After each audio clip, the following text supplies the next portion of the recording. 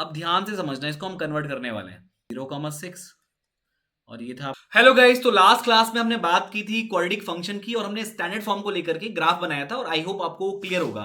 और मैंने आपसे बोला था कि मैं आपको एक इंटरसेप्ट फॉर्म भी बताऊंगा और दूसरा एक वर्टेक्स फॉर्म भी बताऊंगा। तो आज बात कर लेते हैं वर्टेक्स वाली फॉर्म की, ठीक है। वही वापस से फंक्शन लेते हैं, y is equal to F X is equal to X square minus 5x plus 6। और जो इसकी वर्टेक्स फॉर्म होगी वो होगी X minus B whole square plus C. इसके आगे ए और लगा दो, ठीक है। इसको भी लिख दो y is equal to F X. अब ध्यान से समझना, इसको हम कन्वर्ट करने वाले हैं। तो आपके पास है ये वाला पार्ट, तो इसको नीचे ले आओ और इसको लिख दो F X is equal to, तो यहाँ पे X square as it is और ये माइनस का 5x। अब जो x का कोफिशिएंट है, सबसे पहले आपको देखना होता है कि एक्स स्क्वायर का कोफिशिएंट कितना है। तो यहाँ पे ऑलरेडी 1 है। अगर 1 नहीं होता तो आप 1 इसको बनाते। कैसे बनाते भाई? जो भी नंबर इसके आगे होता उसको पूरी इक्वेशन से कॉमन लेते और ये 1 हो जाता, ठीक है। अब यहाँ पे ऑलरेडी 1 है तो एक हमको एडवांटेज है, तो यहाँ पे 1 मिल चुका है। तो आप क्या करेंगे, 1 बनाने के बाद यहाँ पे जो x का कोफिशिएंट है उसका हाफ करेंगे। तो यहाँ पे जो x का कोफिशिएंट है वो आपका 5 है, तो इसका हाफ करोगे तो 5/2 हो जाएगा। इसका स्क्वायर ऐड कर दो और इसका स्क्वायर सब्ट्रैक्ट भी कर दो और प्लस 6 आपका एज इट इज रहेगा। तो ये आपका बन गया a माइनस बी का होल स्क्वायर, यानी कि x माइनस 5/2 का होल स्क्वायर। ये बन जाएगा 25/4 और ये प्लस का 6। अब प्रोसेस को और सिंप्लीफाई कर लो, तो ये आ जाएगा x माइनस 5/2 का होल स्क्वायर और ये हो गया आपका माइनस का 25 प्लस 24/4। और उसके बाद आप इसको लिख दोगे x माइनस 5/2 का होल स्क्वायर माइनस 1/4। तो ये आपकी वर्टेक्स फॉर्म कन्वर्ट हो चुकी है, ठीक है। तो ये बन गई आपकी वर्टेक्स फॉर्म।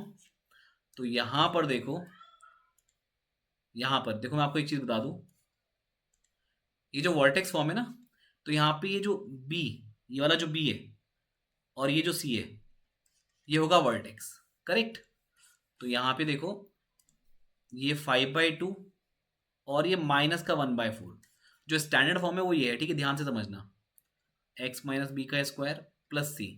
तो यहाँ पे देखो b नेगेटिव में होना चाहिए, तो जब नेगेटिव में होगा तो आप प्लस का b लोगे यहाँ पे, ठीक है। और यहाँ पे अगर c पॉजिटिव है तो भाई आप पॉजिटिव लोगे, और c अगर यहाँ पे नेगेटिव है तो आप उसको एज अ नेगेटिव रखोगे, ठीक है। तो ये आपको वर्टेक्स मिल गया।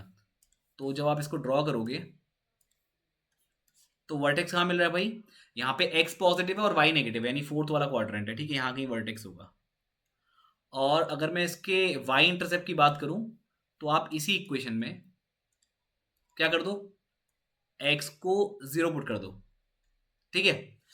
तो y इंटरसेप्ट जहां पे होगा, जहां पर y इंटरसेप्ट आपका होगा वहां पे x 0 होगा। तो जब इसको आप 0 रखोगे तो 0 माइनस 5/2 का होल स्क्वायर माइनस 1/4।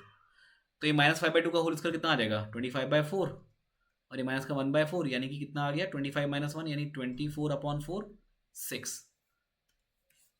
तो एक तो वर्टेक्स मिल गया आपको और ये 6 मान लो यहाँ पे कहीं है।